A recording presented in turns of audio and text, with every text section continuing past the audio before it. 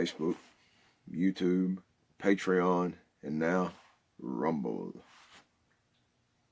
I got a little something to say. I know I'm hitting the ground running because this is my first video on this platform. I got a little something to say about this HR 127, I believe it is. No.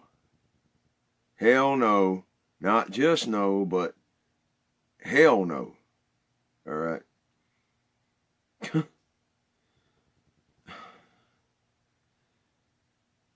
Guys, if we let them, they're going to leave us with 22s and revolvers. All right. Now, some of y'all might be fine with that. I'm not. It is my personal belief that should one be so inclined and capable, you should be able to go out and buy whatever you want. All right. Now, wanting and needing, of course, two different things, yeah. Now, that part about the background checks, I get why they think that might be logical. All right. I fully understand. I don't want crazy people running around with guns, but guess what? If everybody had one, they'd be a lot less crazy folks. A lot less stupid folks, too. Now, it's just an example, but y'all will say, hey, you're going for the Wild Wild West. No, not really. Imagine if every single law-abiding citizen was armed because there was a law that said that you had to have a gun of some kind within arm's reach at all times.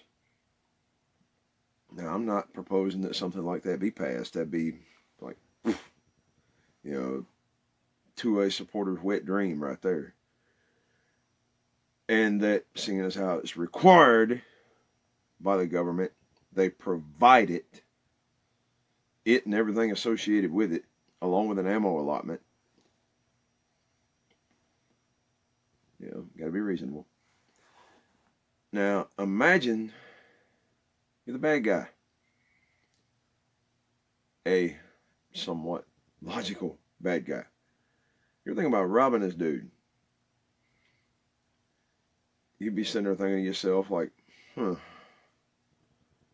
he got to be over 16. If he's over 16, he is legally bound to carry a pistol of some sort, at least.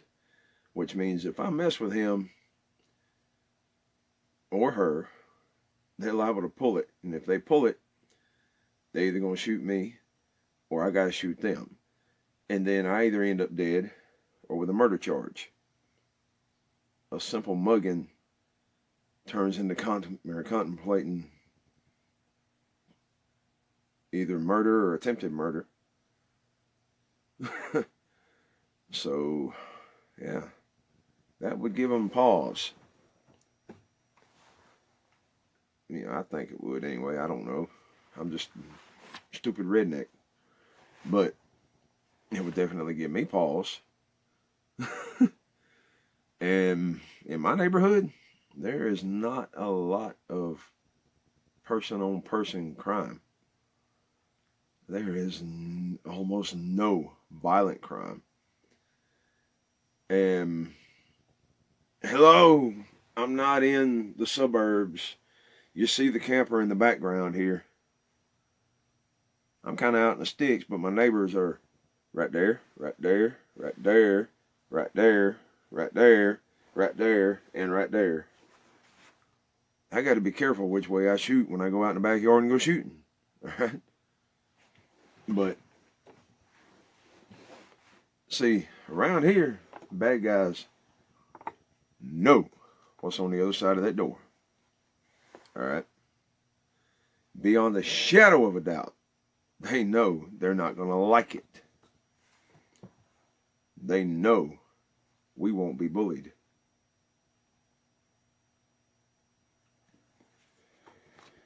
because they know that most of the time there's a big pissed off dog in the yard. Alright? And if they make it past the big pissed off dog, or if there is none in the yard, there's probably one in the house. And if there ain't a dog in the house, there's at least a pissed off person in the house by the time they get through that door. And that's at the very least. And around here, there's liable to be one of these. Ain't nothing but a high point, but you get the point. Get it? High point, point, yeah. Hanging right by my pillow. And then again, they just might be one of these. That's a bad mama jumma right here. Alright. This can put them down range just as quick as that pistol. Except with this, yeah, there's about 50 more of them coming their way. Now, for all y'all anti-gunners out there that made it this far into the video, I've been around guns my whole life. I was raised around a overflowing gun cabinet. I knew where the guns were in the house. And as a matter of fact, I got that old school gun safety. You know what my gun safety consisted of? I was raised playing with toy guns. I was also raised to where if I pointed said toy gun at somebody that wasn't playing my game, option A, get my ass whooped. Option B, gun gets broken, not taken, but broken. Or option C, all of the above. And I never had option C happen. All right, I had none, A, B, or C, matter of fact. Because I've always had sense enough not to point the darn thing at somebody that ain't playing. Even though it was a toy with a red cap on the end. I was taught very early on that you could have just taken a real one, and dipped it in some red paint to throw people off to make them think it's a toy. That has happened. Now, parents like mine, I had a little bit of common sense about guns. I knew what they were. I knew what they were meant to do. Ever since I can remember. And I'm only 34. All right. I was born in 87. Oh. And I'm not exactly dumb as far as mechanical stuff goes. Like I just said a minute ago, I knew where the guns were. And I knew how to load them from watching movies and playing video games. I knew how to use them. Dad knew that. And once I got old enough to understand a little bit about them, he showed me where he kept his pistol. Because at that point, on occasion, I would beat them home from school. You know, I'd come home and Mom got stuck in traffic or whatever and got held up at the doctor's office or some nitpicking something that she had to do and couldn't leave from, and I beat her home from school by a few minutes, hour or two at the most. And it wasn't long in that Florida heat before I figured out how to get in the house where the air conditioner and the TV and the bag of tater chips was. All right. So Dad took me one day and he made sure that I understood that those were not toys. I already knew that. You know, I knew what they did. I was a kid, so And he took me and showed me how to at least use his pistol, which was a .22 long rifle revolver, which this is something I'll never understand. That thing held way more than 6 rounds. All right. I believe it was 8, might have possibly been 10 or 12 or more. And they're talking about banning 10-round magazines, a dang revolver that holds more than some magazines. You know, what the? There you go. But anyway, he said to me, he said, boy, this is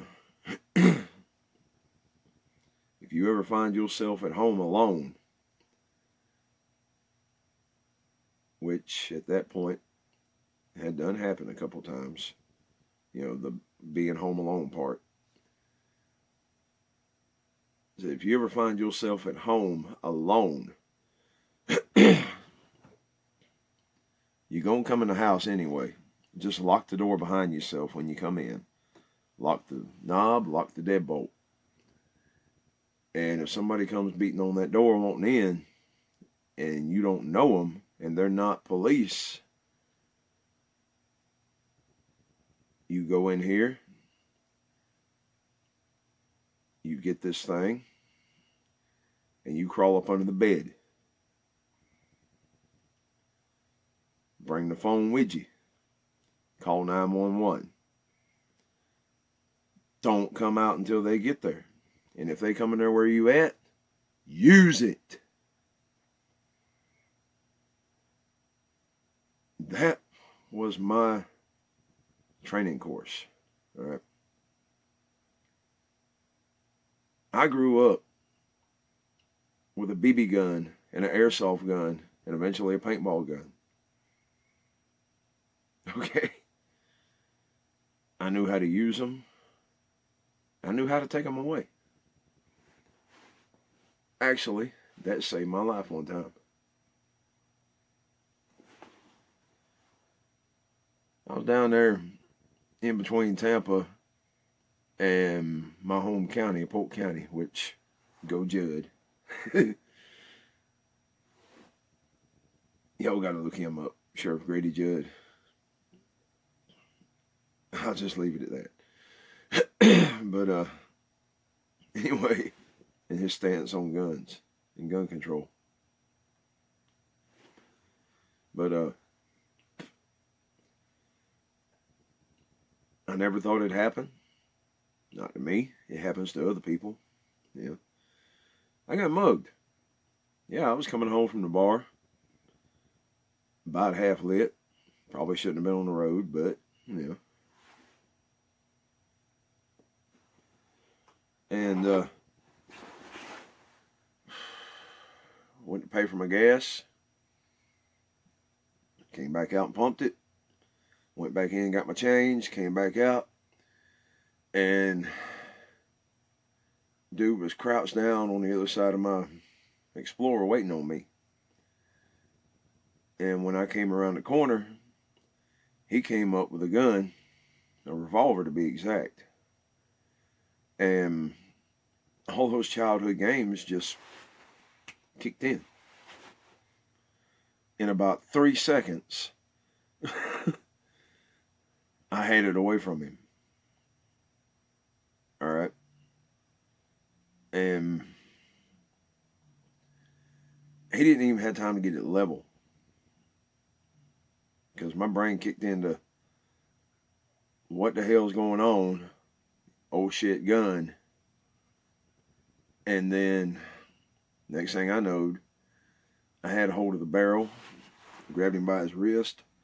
I spun around, put my back to him, which could have been a mistake, but luckily it wasn't. I twisted, and I told him, I said, if you don't let go of this gun, I'm going to break your fucking arm, dude. And by the way, I had my foot between his legs, trying to get ready to sweep his legs out from under him in case he didn't let go. Which he didn't immediately let go, but I started applying pressure. Told him, said, I'm not playing, dude. If you don't let go of this gun, I'm going to break your arm. And he didn't let go. So I twisted and I heard stuff. And as soon as his grip relaxed, I still had a hold of his wrist, had tucked in like that. And as soon as his grip relaxed a little bit, I pulled the gun away from him where he couldn't reach it anymore, swept his legs out from under him, snatched him around. So now he's kind of semi laying down, but I got a hold of him. I spun that thing over in my hand. I said, "Boop!" Across the cheek. Let go, backed up, flipped it around on him. I said, "You know what? I got every right in the world to shoot you right here, right now."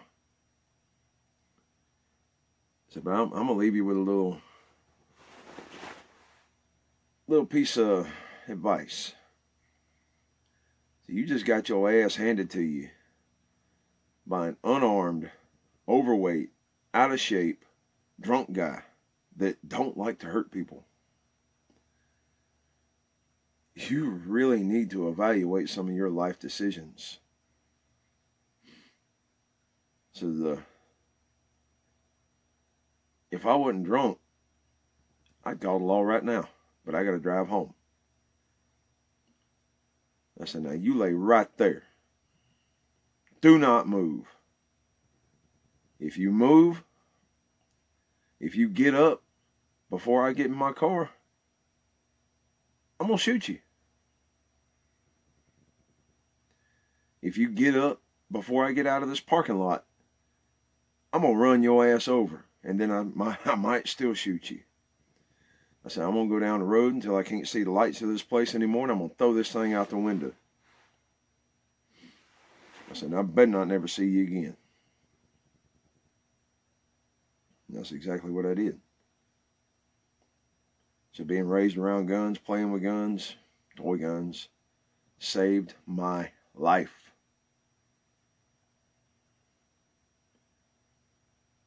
All right. Because I didn't have nothing in my pocket. I had like not even $20 left after I paid for gas. All right. He didn't know that though. I was dressed up all nice. You know. He probably thought I was an easy target.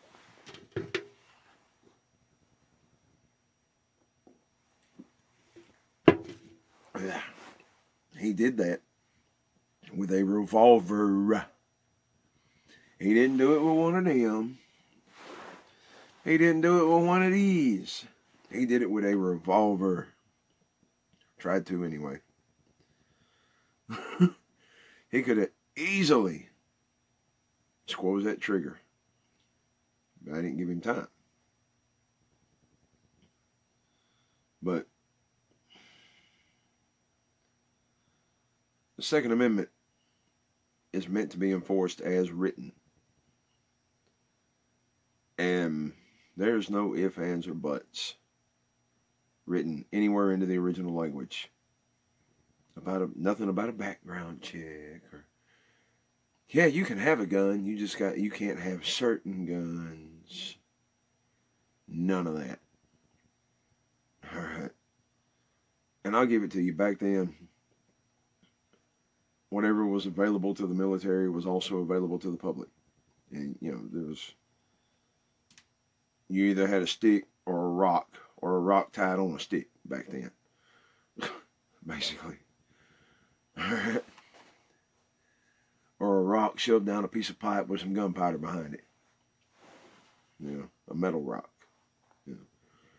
But still, that still applies. We should have access to everything they have access to. And I probably done said it, but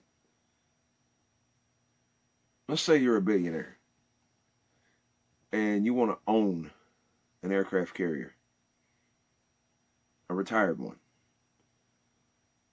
Now, I will give them that maybe they don't need to share classified technology or systems, Other than that, all the guns, all the ammo,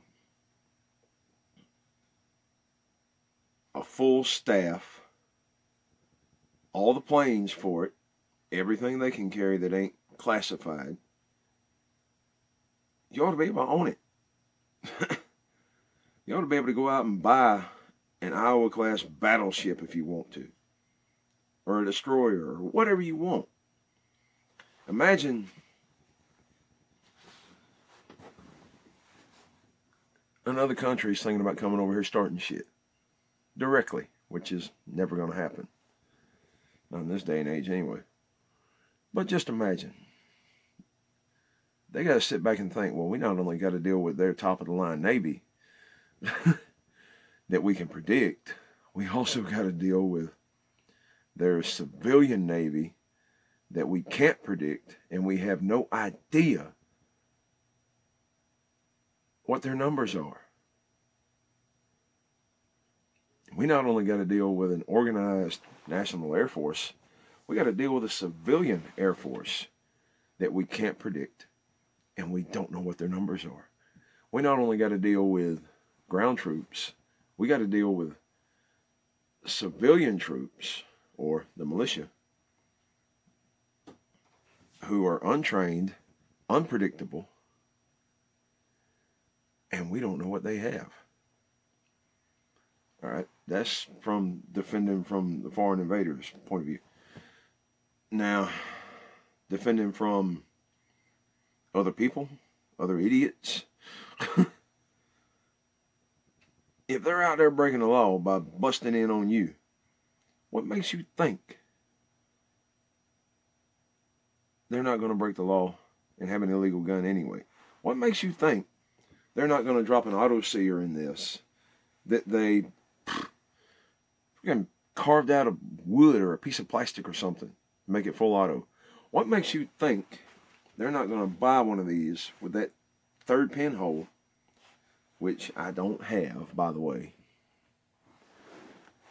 from Mexico or Honduras or something, where they're actually, I don't know if they're legal down there, but, or if anybody even cares. But say they get one on the black market, what makes you think they care about it being illegal? They don't. They're already committing the crime of messing with you. All right. That's already a federal charge. What's another one? If they got any sense about them, they're going to be thinking, well, I might as well at least make it to where I stand a chance, getting away. A fast car, a good gun, knowing how to fight. I mean, when it's good versus evil, the balance should be tipped so that good has all the unfair advantages. As it currently sits, evil has all the unfair advantages. And that's not a good thing at all. Now,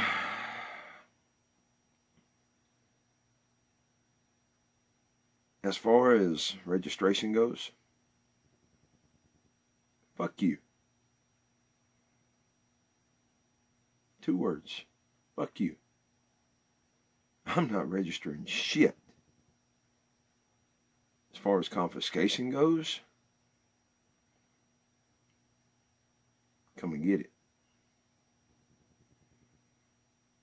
I got 60 of them right here for you. And don't think this is the only actual high capacity magazine that I have. This thing came factory with a 30 round magazine from the store. All right. American Tactical partnered with a Men 2, and they took an Men 2 magazine and had it custom made to say American Tactical on one side with the orange button on the bottom. I ain't got it handy right to show you. Whereas the Men 2 magazines have a number 2. The American Tactical one has a diamond which I like it a lot better because it's easier to push than that number 2 is. And standard came with the rifle, factory, 30 rounds. How the hell could that ever be considered high capacity? But according to Bitch Boy and his gun control, it is. Anything 10 rounds and up. His original gun plan, I'm not going to sit here and itemize everything I have, but I'd have to be paying over $5,000 a year just to keep what I already own. And one, I can't do that. That's almost a quarter of my income. You know, this thing I got in my lap right here, I gave like $600 for it. That High Point, about $2. My other 2 guns, about $500 between them.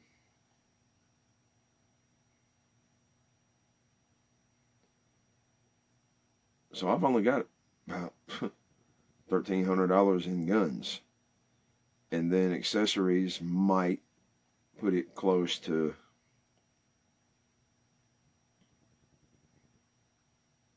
almost $2,000.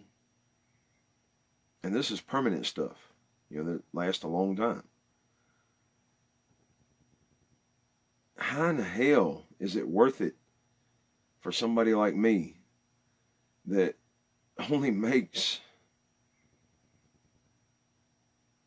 about $350 a week, maybe $400 if I'm lucky? How is it worth it for me to pay $5,000 or more to register my stuff under the NFA every year? And that's assuming I don't buy more. Because these magazines, they're cheap as hell. They're like $12-15 for an AR magazine. A standard one. And by standard, I don't mean 10 rounds. I don't mean 5 rounds. I mean 30. The one that came with it, that it's designed to use. All right.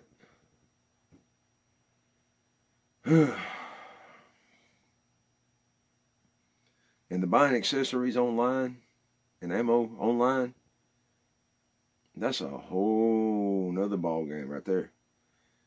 And where I live at, it's kind of rural. All right.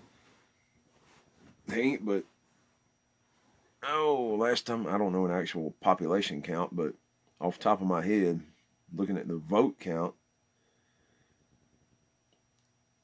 less than, I used to know the number, but it's less than 10,000 people in my county voted. All right. And 98% of them damn sure didn't vote for Bitch Boy. All right. They voted for somebody else. Now, I'll put it this way. They voted red. If that gives you any clue. But, there's not exactly a lot of options on places to get stuff around here. All right, we got, as far as I know, one pawn shop in this whole county. One. The nearest gun store is in the next county. So online sales are a big part of the market around here. But I'm about to run out of memory, so I'm going to sign off. But y'all take it easy, have fun, and be safe.